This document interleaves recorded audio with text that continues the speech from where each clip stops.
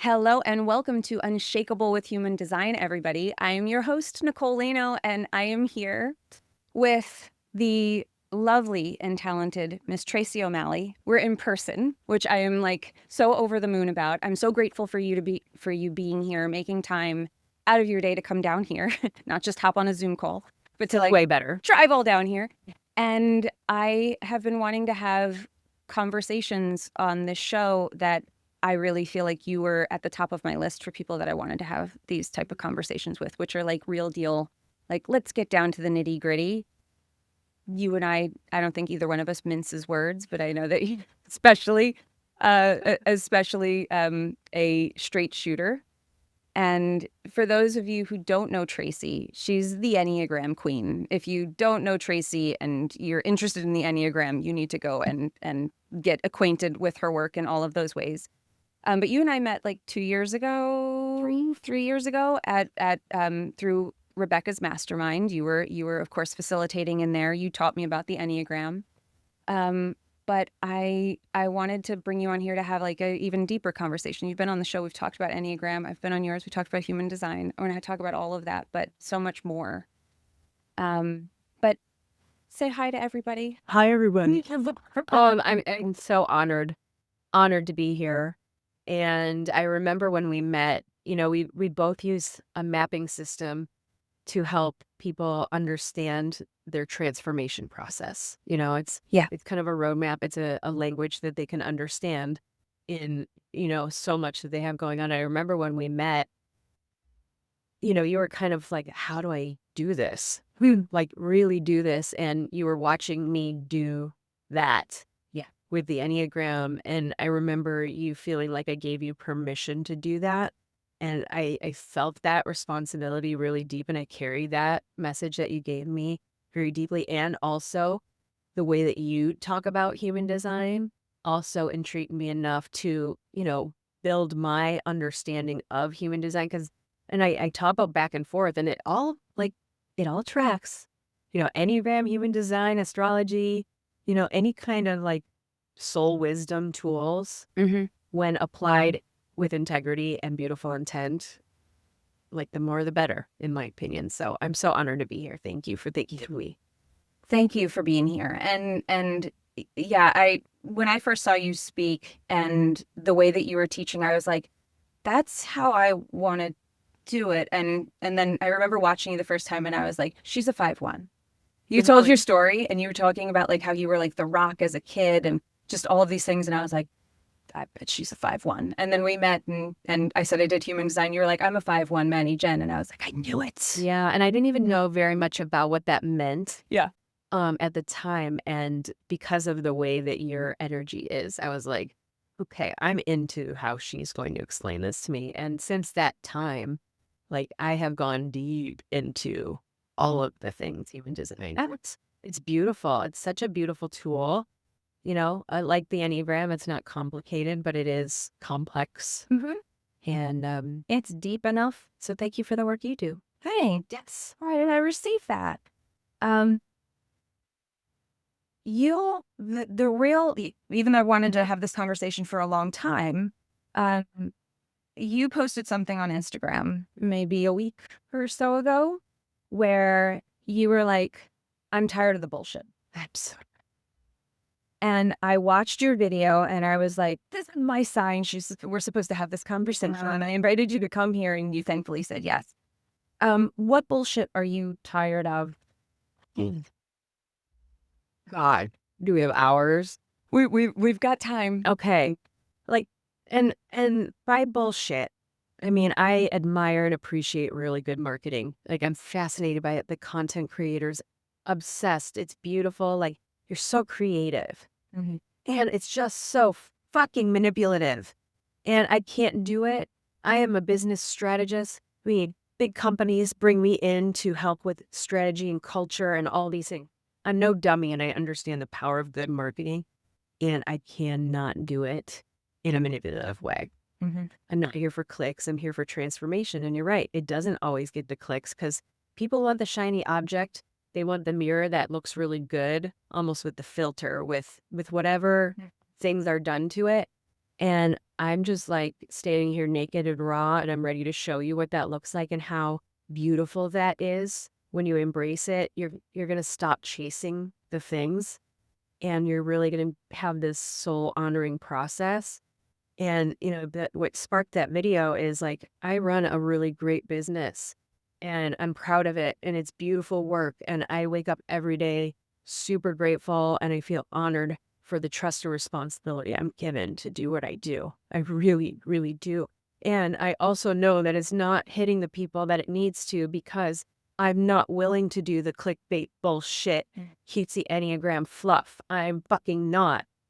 And so it's like this, my strategy brain's like, bitch, get your shit together. Like, you can manufacture this, you can manufacture this. And my Enneagram 8, 5-1 Manny Jen's like, soul, we are not playing that game. And so it's a tug of war in between that. And I know because I can see it, I can feel it, I can feel the energy that so many people are manufacturing something that isn't true to their soul. And even though it's good, Yeah. I can't. I can't. That's just one part.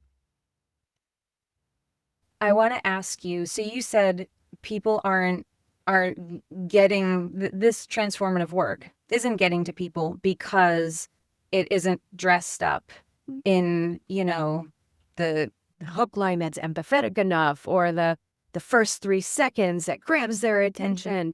You want to know what? Like that video that I posted that you loved and that thousands loved, and I got so much most engagement I've had on a video. Before I posted it, Instagram said, don't post this. It's over 3 minutes. Nobody will see it. We won't even show it to people who don't already follow you. And within 2 hours, Instagram's telling me I'm doing a great job because it's getting engagement. Yeah. And if that doesn't tell you anything, like I am a firm believer that when we honor our soul and our divine blueprints, the strategy fucking finds its way. Every time. Let's talk about that. Because I'm in this. So I feel that. And because I think we're speaking the same language here too.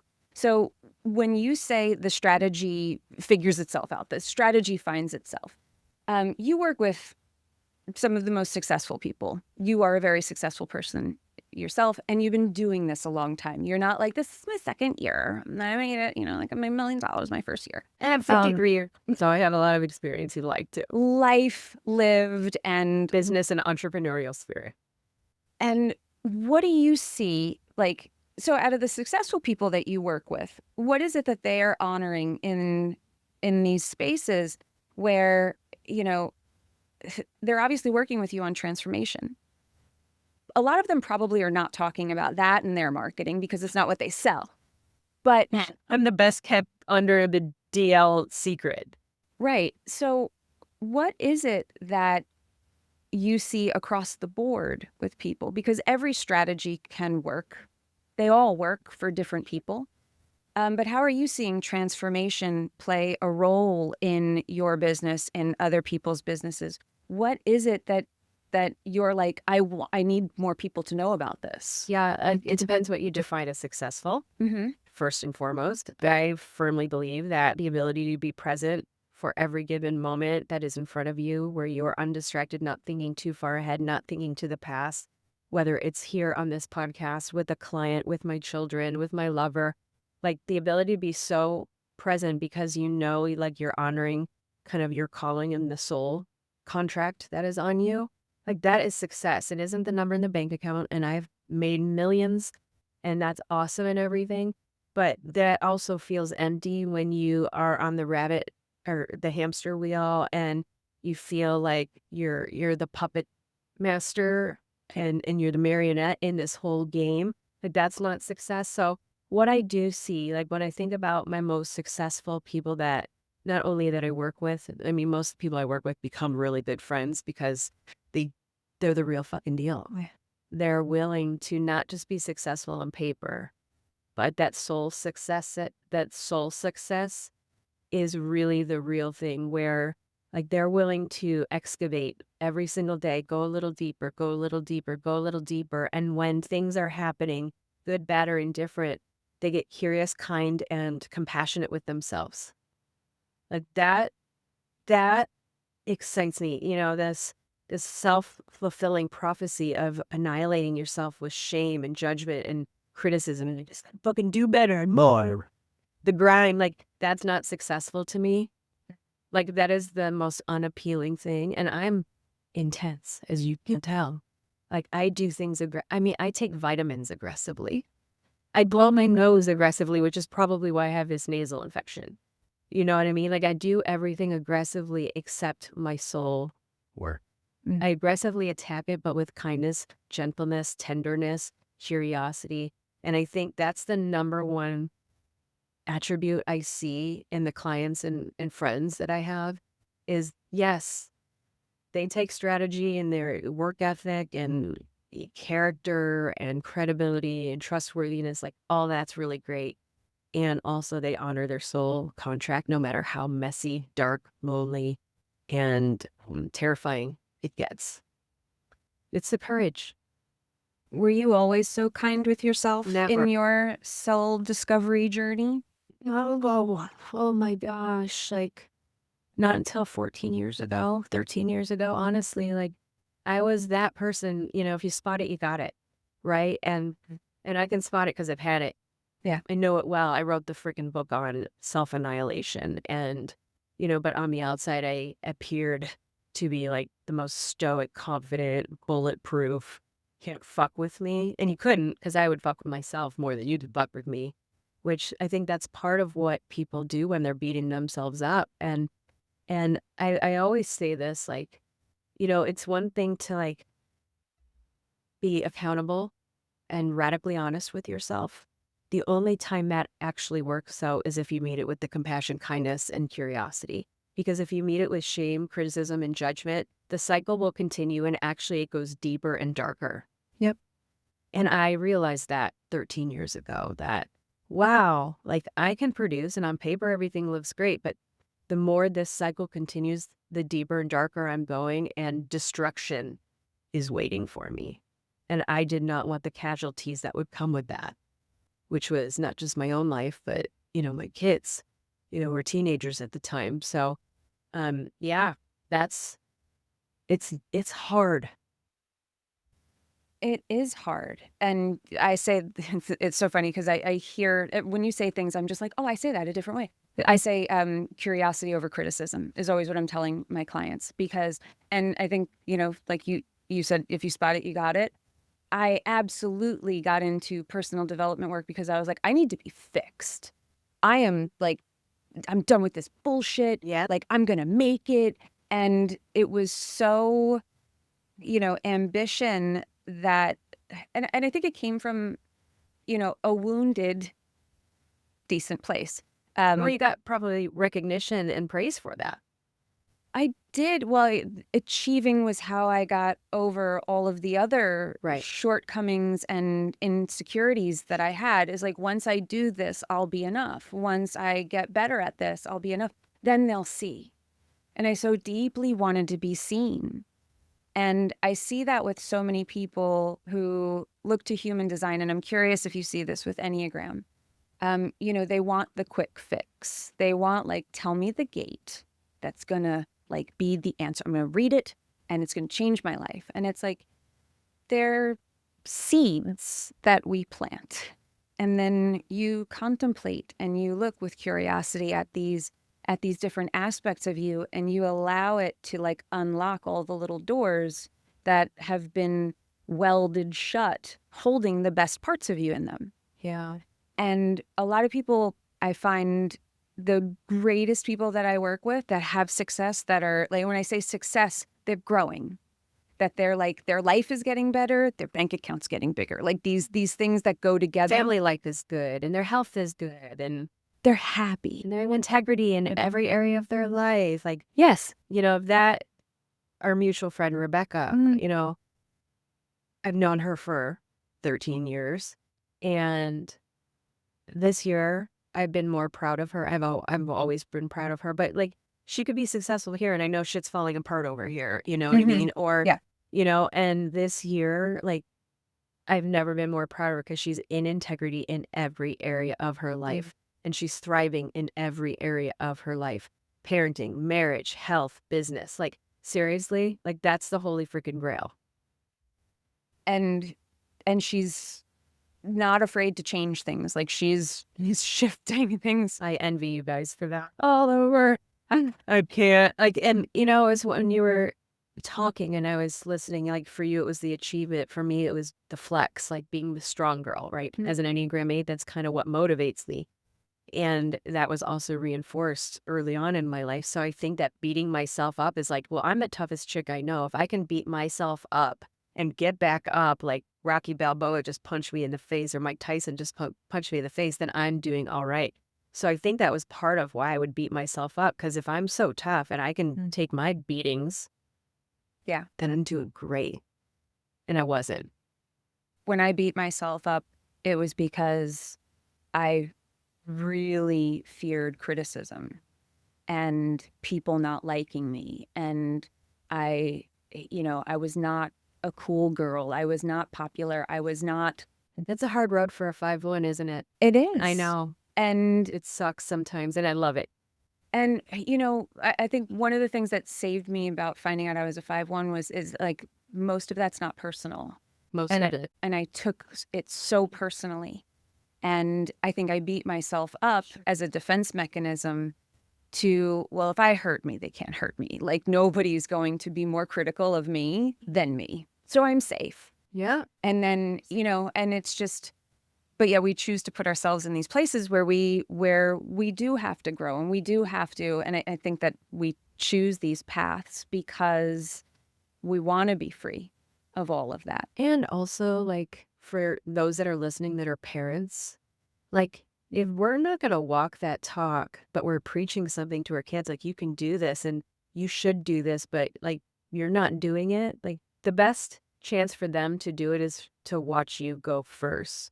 And that was my breaking point. Like, I starting to see some of my behaviors that we didn't talk about while I was, speaking a different language. I saw the unspoken stuff starting to play out. And I was like, I know where this heads for them. And, I got to know the way, go the way, and show the way. And who do I want them to learn that from? And that's me. Like, I don't want them seeking that out there with somebody who doesn't maybe have their best interests at heart. So that's when I decided to tear it all down, go to ground zero, be gentle and kind with myself, meet myself at 40 years old for the first fucking time with compassion and empathy and kindness and tenderness and curiosity. And when I was curious and found things that weren't so pretty, I was gentle with myself. And that shifted my entire lineage. The lineage I won't even be alive to see because of that decision. So we're not saying this to be cute. This is legacy shit.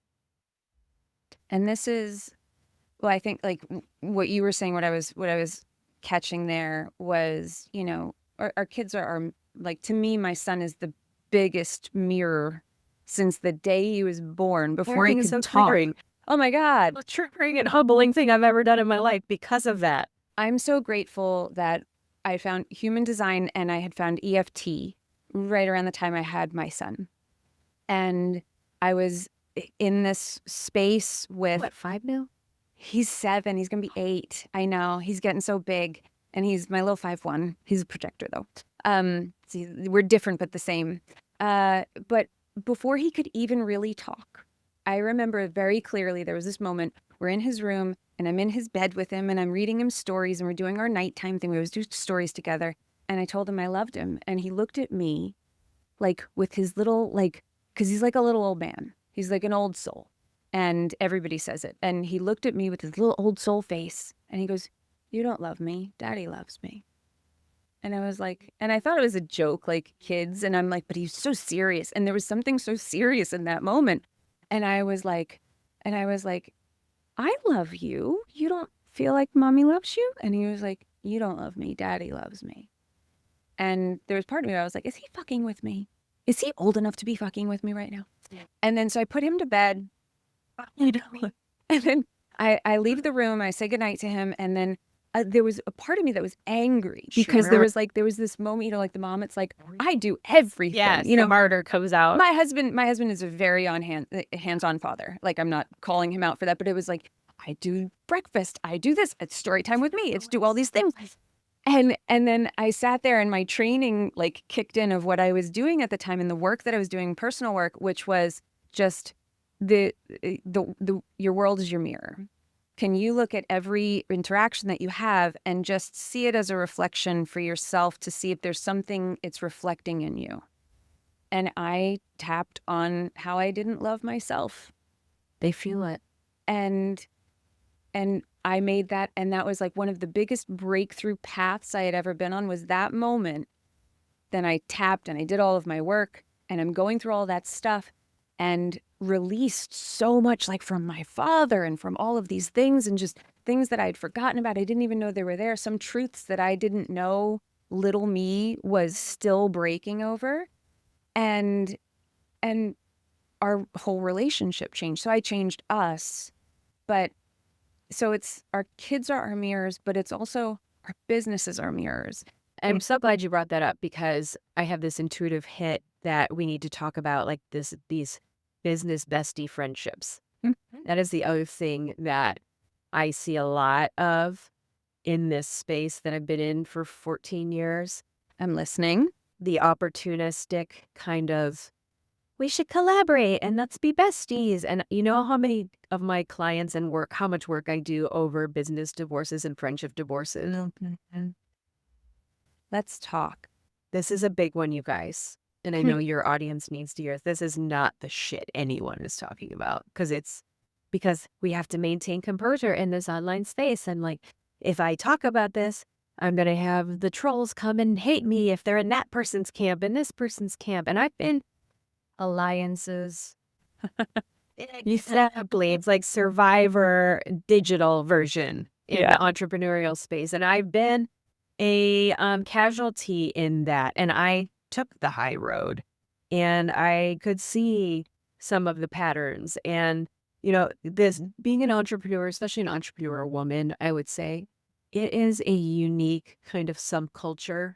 And it can feel like, you know, you're a mom, I'm a mom. Like most of the moms that back when my kids were in school, like would have no freaking idea what it would mean to live a day in my life. And, you know, not that I'm better or what, but they just wouldn't understand. Different. Right. Is that I'm not going to sit around and talk about like, you know, my Stanley Cup.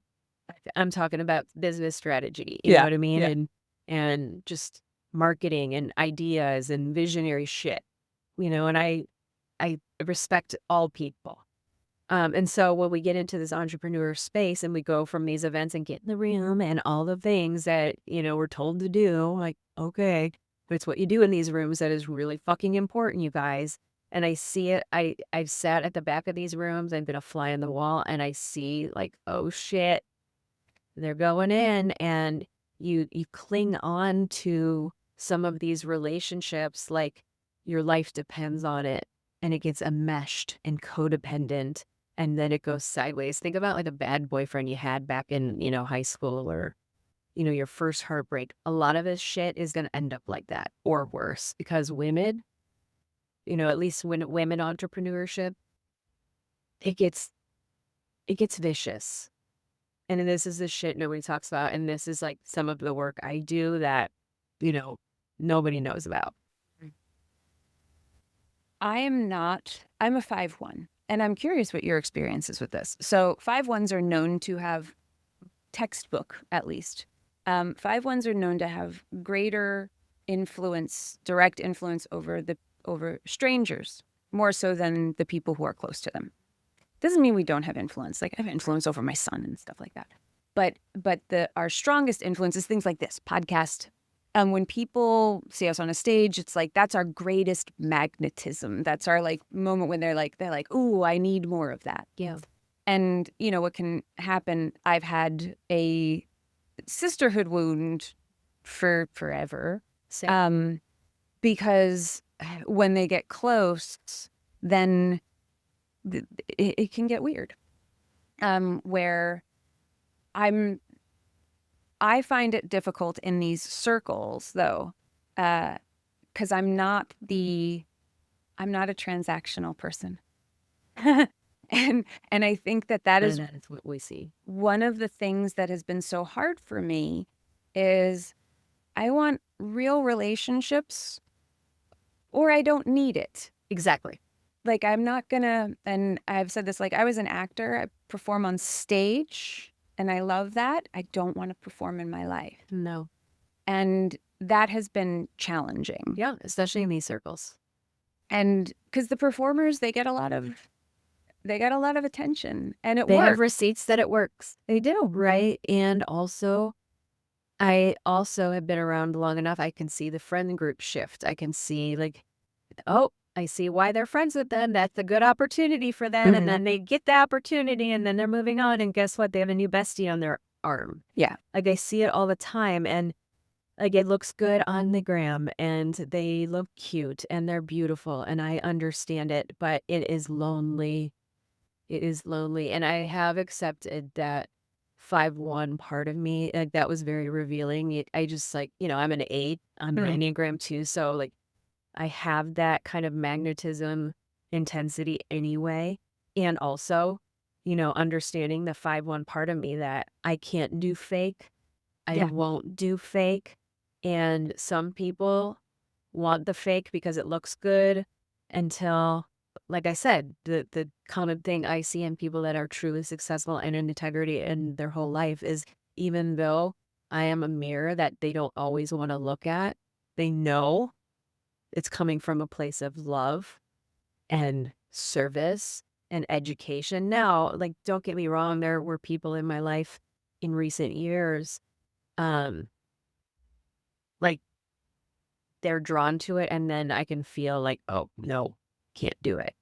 And they pull away. And I've had some people that were in my life a long time ago that as I've really stepped into this, because I always had that mirror projection, Yeah. the 5 part, Yep. the problem solver thing where people love that. And it wasn't always met. It wasn't always accompanied by the empathy. Mm-hmm. And so I could understand why people would leave. Like, I got that. I would chalk that up to I'm just an asshole like an 8. Or, that's just, I'm a common denominator. And so the more I understood the 5-1, I was like, no, this is the calling. And because I have so much work and continue to do the work and the excavation process and go deeper, I have more compassion and empathy than and no judgment than probably anyone I know. And I found that made some people way more uncomfortable because they couldn't receive that here's your truth and I love you and I don't judge you and I'm here in the trench with you. I did not like the more authentic and compassionate and empathetic I am, the more people have left. And that is the problem is the receiving. People have a hard time receiving that they are worthy of love and compassion and empathy. Right. And they'd rather just project that the mirror is the problem.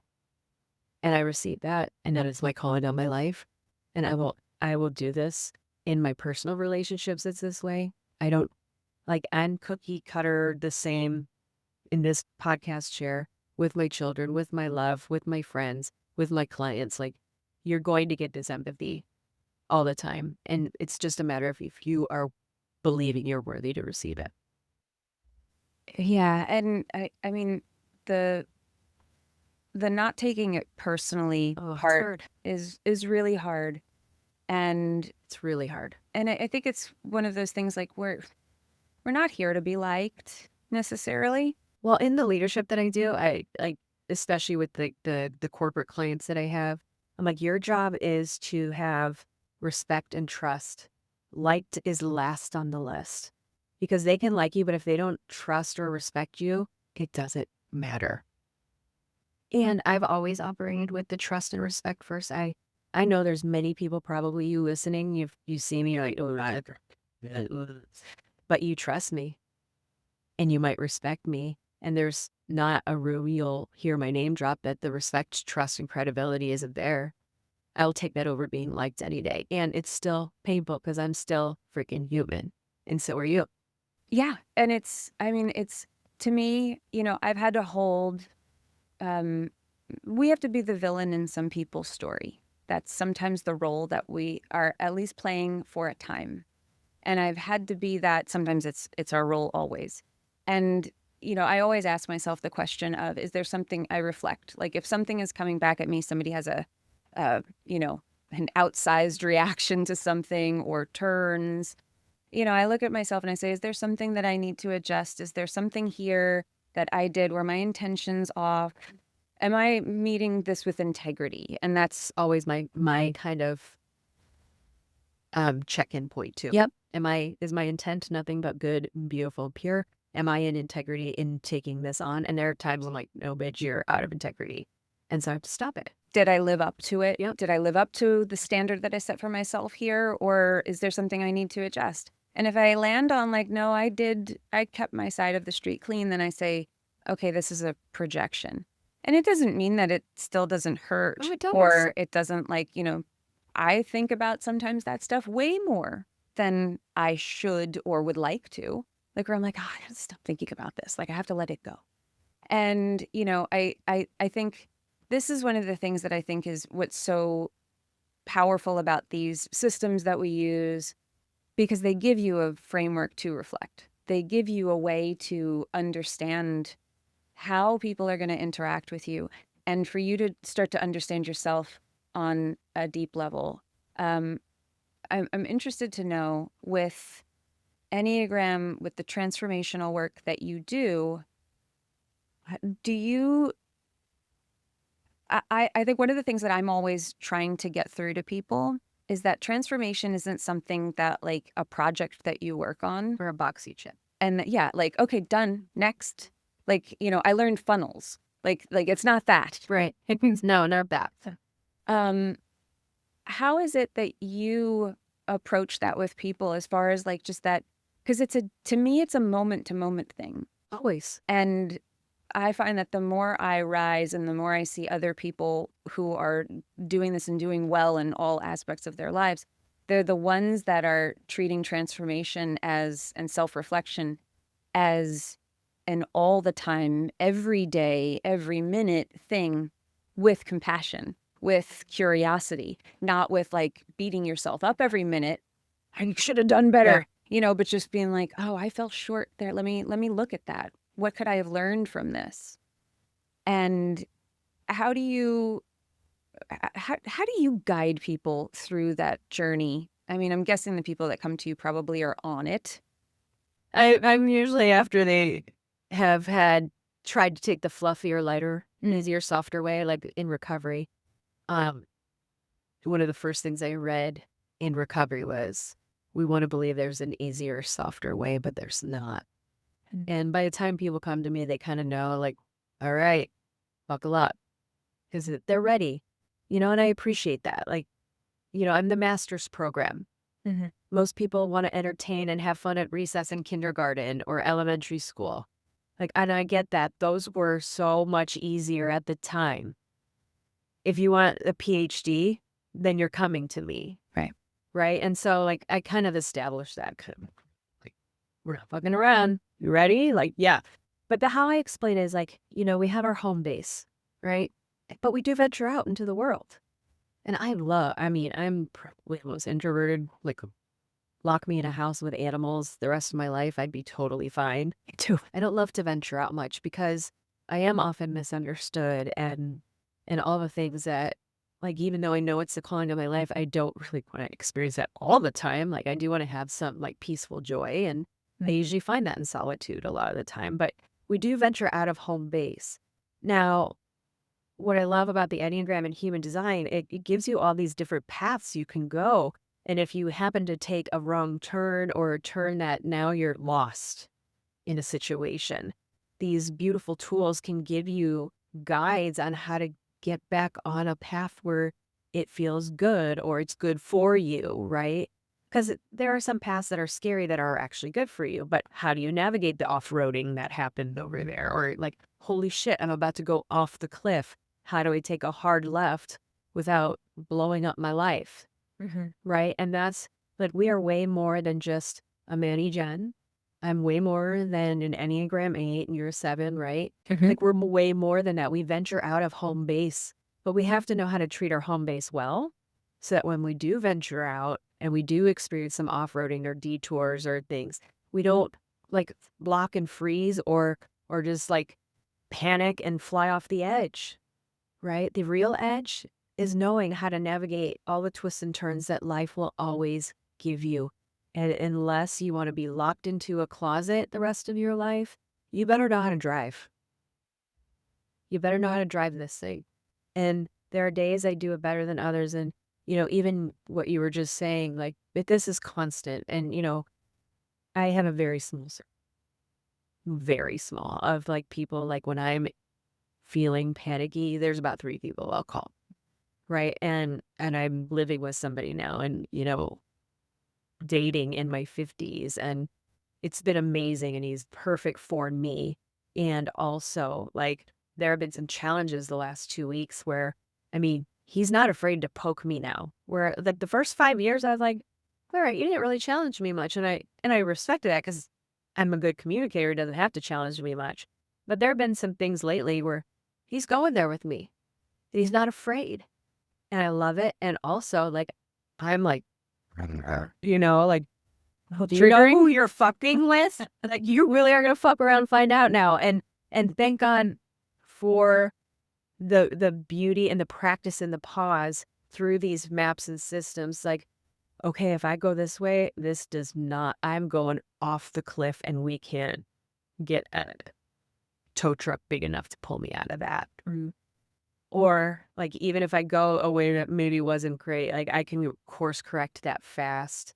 And I have never been more proud of myself and him and us in the way that these hard moments don't become catastrophes or grudge holding or withholding of love or pettiness. It's like real adults having hard, honest, loving conversations. Is not enabling. That's why I'm so frustrated because I want him to enable me and he's not.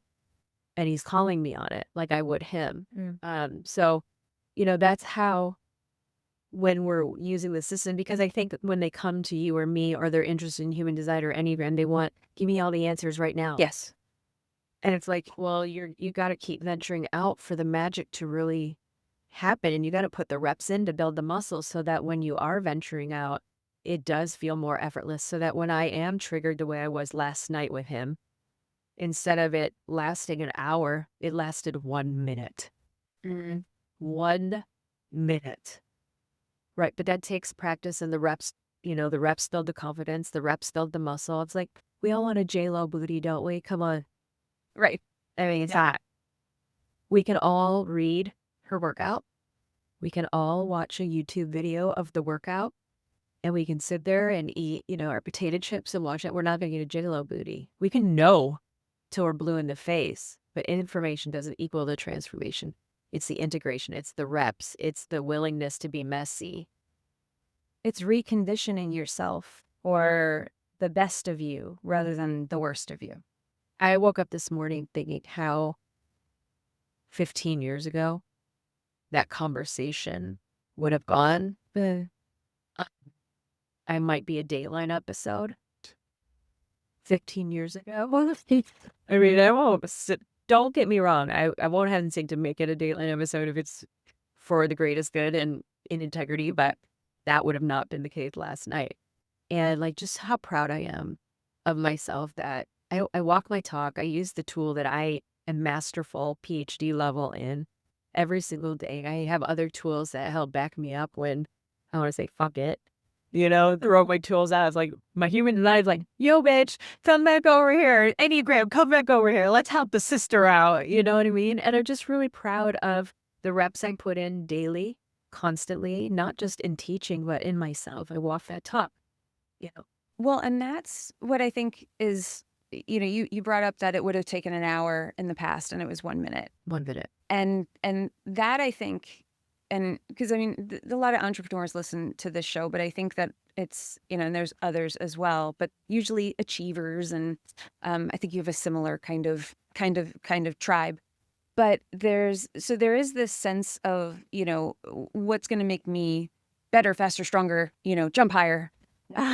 What are these tools? And they look to things like Enneagram, they look to things like human design, what's the thing?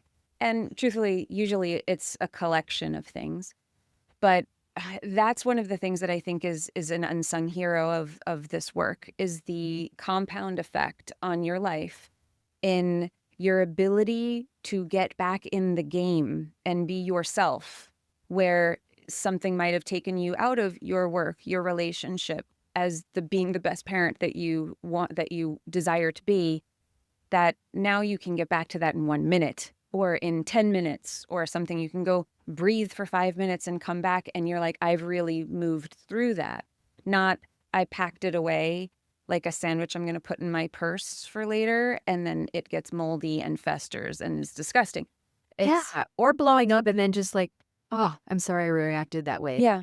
No, it's not that either, you know what Hmm. I mean? It's beautiful, it's like but you see it on the outside, and I get this a lot, it's like, "You make it look so easy, like, you're so, like, good at this, you're so calm, like, oh my gosh, your kids are so lucky that you're their mom, and blah, blah." I'm like, "You have not been present for the thousands and thousands and thousands of hours and reps I put in always to make sure that when shit's hitting the fan, I can pivot in a moment with not out of trauma response, but out of really grounded, honest, soulful, uh, intuitive response to it. Like that takes practice.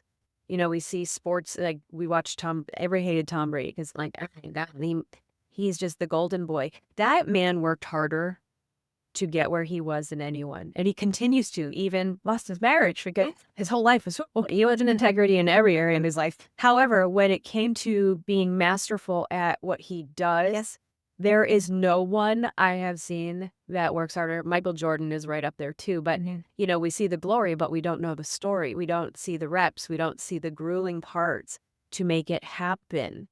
And to use these tools instead of coming to us and be like, fix me. There's nothing wrong with you. You know, we have to recondition you. We have to get you in training camp and practice. We have to take you through, we have to school you before you are the PhD level of understanding how to navigate yourself. And I think that this is the work that I think people realize it's valuable personal development, and they kind of group it into that. And I look at it more at self mastery. Yes. And you can't, no one, I don't think anyone's ever mastered something that they didn't deeply understand. I don't think that, like, Tom Brady, great athlete, he understands the game of football, and that's what makes him a master of his craft. And, but also, nobody masters anything overnight.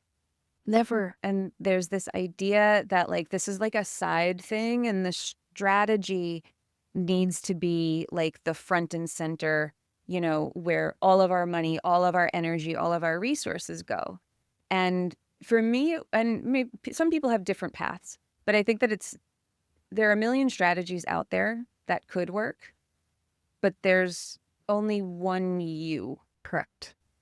And that's the universal thing, that if you aren't mastering yourself and you don't make that a priority, the strategic problems you're having in your business or in your life are not going to be solved with more strategy. Which takes me full circle back to the video you referenced is I am so masterful with myself.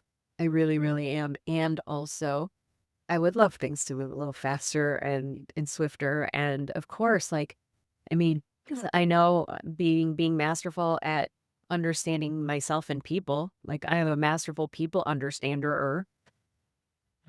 And I was trying to do things that weren't honoring that because, I mean, I'm human. I see it working for other people.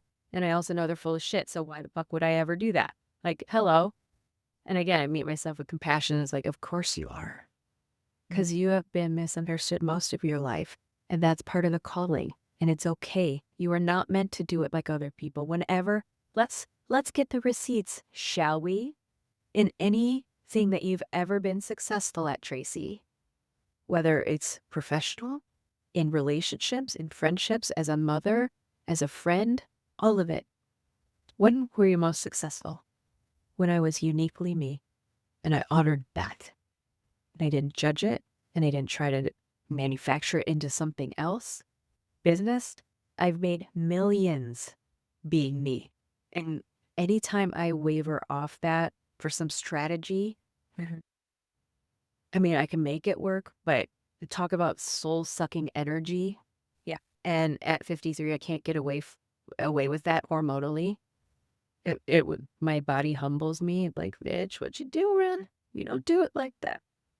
But it's lonely, and there's no like, how do I teach that? I can't, but I can teach you to be you, and I can teach you to honor you, and when you honor you, the rest gets easy every fucking time. That's where I'm at. I have a question for you about, so on that note of authenticity, being you, do you ever have people who, through that work, decide that the things that they are doing are, you know, that they do need to burn it down, or they do need to make a hard pivot, or they do need to, because what they've built is out of integrity? Do you see that at all? I'm just curious. I would say it's 90% of my work. Mm. And I had 2 CEOs just call me this week, men, saying, "Oh, fuck, I got it. I need to disrupt my life. Mm. How can you show me to do it with not rage?" And that is where I'm masterful. Then Yes, we do. The you have to have the courage to disrupt your life. You know, when I got sober, I had the courage to disrupt every area of my life, to lose anything and everyone in my life except for my kids.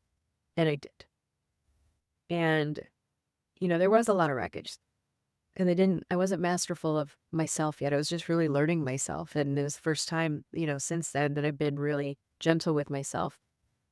And so helping people through that process, and especially if they've got an image to maintain, like how do you disrupt your life, your livelihood, your relationships, your health, your soul without as much? Disruption isn't going to please everyone. You know, I've helped couples rekindle. I've helped couples consciously get divorced. I've been divorced. It is not fun, even when it's the right thing to do. It's very hard.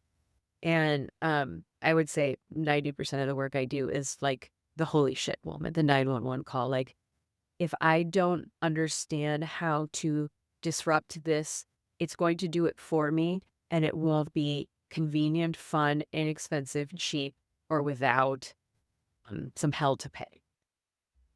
Because many of you are white knuckling it. You're like waiting for the shoe to drop. They're like, oh man, and I joke, but not really. Like, God will keep whacking you upside the head till you get the lesson. the knock just gets louder when you don't answer the door. And harder. Yep. And then they kick down the door.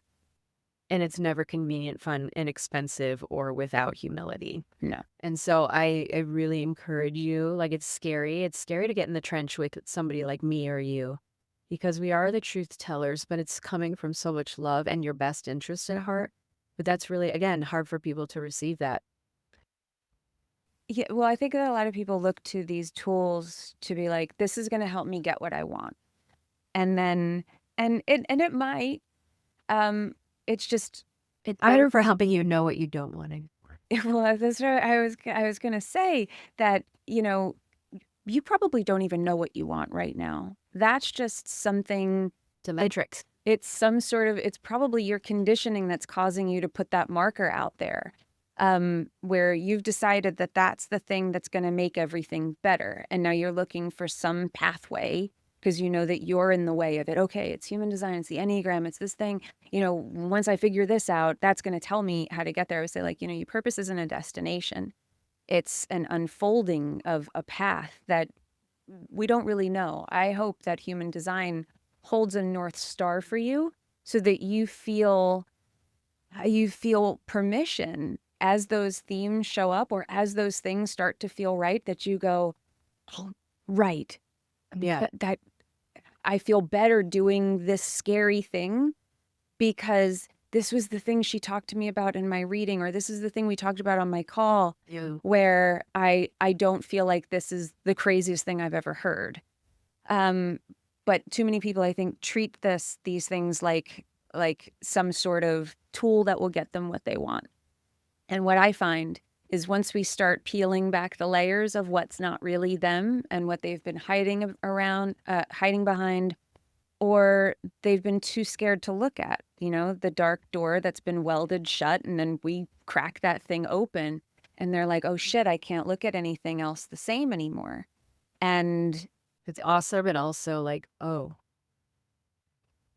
it's the most freeing thing, but sometimes you need to walk through the fire to get to that freedom. And I think that it's obviously confronting, but I think it's very scary for people. And I wanted to mention that on the show because I don't think people talk about that. It's just like, yeah, it's like, this is the thing that's going to get you here. Just back to that theme of like the marketing that's out there. And, we got to eat and we know that, but we also, this is the system that kind of got created of hooks and, inflated numbers and, Chanel bags and just this like fantasy life that's largely manufactured. I've sat on the deathbed with the two most influential men of my life. And both were very successful in life, on paper. They were both very charismatic and the life of the party. And both of them wish they had more time to have these real, honest, soulful conversations instead of the applause and instead of the things. And me too. Like, I know that, yes, I have impacted thousands of people, almost millions, probably, like, honestly, in 14 years. And although I love that, and like, if God took me tomorrow, like, I know, like, I'm proud of the work I've done here. And like, why I've done it all were for the people that I love and who matter most. And, they've seen me walk into a room and be treated like I'm some famous celebrity before. And they have seen me take them places and have experiences that we couldn't have 20 years ago. And although they appreciate that, what they appreciate the most is that the person that all these people love and respect is the same one that's raising them. There's no difference in that person, and they're most proud that I am so in integrity that that's what makes them proud. Not the bank account. It's not the beautiful home that we have. It's not, the things I've been able to do with and for them. It's I have become a model of what a roadmap looks like. And even though they have different roadmaps than me, they have watched me navigate mine with courage and bravery. And I've tripped up and I get back up and I take ownership with love and compassion and empathy. And I've modeled that for them. So now them at 27, 28, it is so beautiful to see they do it. That, my friends, that's success. And that's what these tools do for you when you honor what they are instead of saying, help me take the fast pass to here. And there is no fast pass. There isn't. I mean, you can accelerate transformation. Sure, if you put the reps in. It doesn't, it's not because you picked the right system that worked fastest. Exactly. And everybody starts at a different place. Your wounds are going to be different than my wounds. Maybe they're not as deep. I don't know. Maybe your dad was way nicer than mine. Like lots of things that people come into the world with. We all start And your resistance level. The starting gate is not the same for all of us. Nope. And the race isn't the same. And I think that's something that was standing out to me when I watched your post and about the bullshit that's out there, is that we're not talking about how the race is different. We're not talking about how it's your race that you're running. And that's the most important thing, is that you focus on that, not tunnel vision on your goal necessarily, but the goal of mastering yourself is the one tool, the one thing that will pay dividends in every aspect of your life. I love that. And, this would be something really beautiful because, like, this is real time, like immediate real time happening for me. That I was presented with an opportunity that got my soul excited and lit up in a way that hasn't been in 14 years. And it's something a little different. Like, obviously, my work is, I'm obsessed with my work. I will do this work till I die. Obsessed. And this other thing also presented itself, and I hadn't been that excited in a long time, and giddy and empowered and confident in a way. I was like, oh, bitch, she's the, what, but with, with, not the flex, not the bravado. Yeah, it's like, this is going to be amazing. And also, like, my stinking thinking is like, ooh, that could be controversial. Oh, people are going to talk shit about that. People are going to have something to say about that. And for a split second, last night I felt that. And this morning I woke up, I'm like, we're doing this. And it's going to be amazing. And this is not my first rodeo that when I honor the calling, I do get shit talked. And I do it anyway. And those same shit talkers then call me later. And then, or they keep shit talking me. And, it's really scary, but I've mastered understanding the way my math works. And if I chose not to do this, I'm going down a path that doesn't feel good for me anymore. Like, that's not like, but you have to be awake enough with yourself to know when it's presented to you. Because I could tell myself all sorts of stories about that. I could. And I still might sometimes. It's like, oh my God. But also like, right? And it's just fascinating, like, how this whole thing of life, like, it just fascinates me. Every twist and turn. As a little girl, I used to read the Atlas. I was 9 years old. I was always fascinated with maps. And, I grew up in the 70s, y'all. So this is before Google Maps and things like that. And, apps on your phone. We have phone connected to the wall. It had no call ID and no call waiting. Oh, same. So I used to lay on the floor and read the yellow Rand McNally map or atlas. And my dad used to like, Trace, what are you doing? Why are you reading Iowa? And I was always fascinated. Like, I was always curious. Like, I grew up in Chicago, but like, I know there's more out there. And how do I get from here to there? And what road takes me there? And there's all these different ways to get to Iowa or to Vegas or to California or to sunny Arizona, which is where I knew I would end up, ironically. And how the hell do I get out of this place? I know there are times that you might be looking at yourself in the mirror like, how did I get here? And how do I get out of here?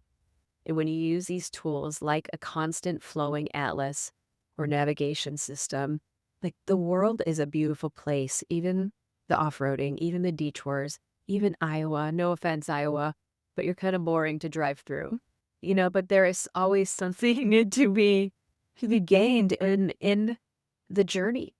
And there's all these different ways. There's a quote I'm gonna butcher right now, but we'll get the gist. I was watching actually the show Foundation on Apple. Never. Is it good? It's a series of books that they made into a television series, and jury's still out. It's okay. It's not like, oh my God, you have to watch it. But if you watched it, you probably wouldn't be mad about it. But she said that one of the characters said, it isn't. The answer is not always the destination. Sometimes the act of seeking is what enlightens. And I did not say it nearly as eloquently as they said it on there, but I So true. I heard that and I was like, that's it. Because I always tell people with the human design chart, I'm like, if you're looking for answers in the chart, you're going to be disappointed. If you're looking for answers in the chart, you're going to be frustrated. You're always going to be like, let me look to my chart and figure this out. And that's the energy that causes everything to take longer. But if you look for insight in the chart, you'll find that's where life becomes this beautiful unfolding of wonder of like, oh, wow, that's when you stop white knuckling. That's what that means. And not because I figured out the definition, but I figured out that that's what that means for me in this moment. And it now had this impact on me. And that's where I feel so fortunate, like walking through life and doing this work where I get to help people do that. It's just that's where it's super fun. Little sparks going off all over, just being like, here's the light instead of the darkness that you've been focusing on. And to be able to feel that, I think, is the greatest gift. That was such a beautiful way to put that. I loved that. And also, like, for a lot of us, for a lot of you listening, going down a path that hasn't been taught, told, or modeled for you, that you've never seen, having somebody with the flashlight or being that lighthouse to say, yes, we do need to go down that scary unknown road that we've never seen before, and nobody before you has done it either. And this is the calling on your life. And here I am to shine the way so that you can still be scared sometimes. We're human. Might stop your feet a little bit, but that is the road for you. Yeah. It's so cool to see. It's my favorite moment, even when it's like disrupting their life or ending a relationship. And they know they have to disrupt it. It's not something that we're like, oh, you've got to burn it all down. They're like, what do you mean? So I recommend not doing that. I recommend doing the hard stuff so you don't have to, like I did. I find a lot of times that it isn't as much disruption as some people think it will be. They're going into something with some sort of preconceived notion, and then through the work, they start to go, oh, it was actually more of a shift than a sledgehammer. I would say, like, you don't have to take a sledgehammer to your life. It's usually more subtle tweaks that we're making, sometimes big changes, but they're, but to have the presence to be in that moment when you're not sure and it feels like everything is falling apart, to go, okay, how can I go into this and not feel like I just need to blow everything up because right now feels so uncomfortable. So good. You know? So good, girl. But you have a certification? You're teaching people how to do what you do? Yeah. This is a big deal. I know. I've like come into it kicking and screaming and resisted it for at least 5 years. I understand that Because of what feeling. we've talked about, because if I'm going to teach people how to do this, I don't want to put my name or methodology with it on anybody that won't use it in integrity or with beautiful intent. Girl, you preach into the And choir. that's why I haven't done it yet. Honestly, it's the only reason I hadn't done it. And also, I can't be out here playing God. So I know that it will be here to make an impact. I know the way that the methodology that I use to teach it is way different than anything. And I'm only one person. Yeah.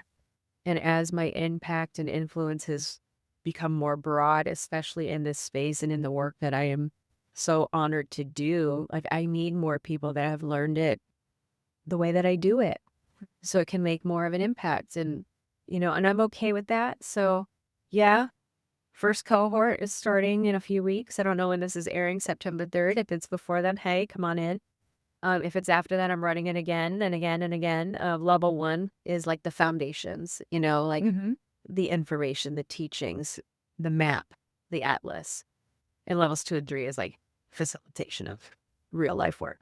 I'm excited you're doing it. When I saw that you were coming out with it, I know the work that you must have put in to making this something that you'd put your name behind. And, and if they're not learning it from you, they're learning it from somebody else. And they're going to kindergarten. Exactly. And they are. So I'm very excited. Where can they learn more? I go to tracyo'malley.com. It's all over my thing. Find me on Instagram, Tracy_O'Malley. Listen to the Enneagram Edge, which also has over 400 episodes. Yeah. Love it. And I too have a reignited relationship with this work and these kind of conversations. So thank you for having me on. Such an honor to sit in this space and do this work alongside you too. Thank you for being here. I'm so happy that you lent your voice, your wisdom, and your perspective. I'm just so happy that we got to do this. Thank you for being here. I just got some 5-1. Yeah, this is the gloves are off. With love, always. My name is the Velvet Hammer, so one of my clients called me tough love and a warm hug. Yeah. And I was like, I'll take that. I'll take that. Thank you so much for being here. I love you. Love you too. And thank you for making it all the way to the end of this episode with us. We appreciate you. And remember, in order to have an unshakable business, you must first become an unshakable human. So thanks for letting us help you become unshakable with human design. We'll see you next time.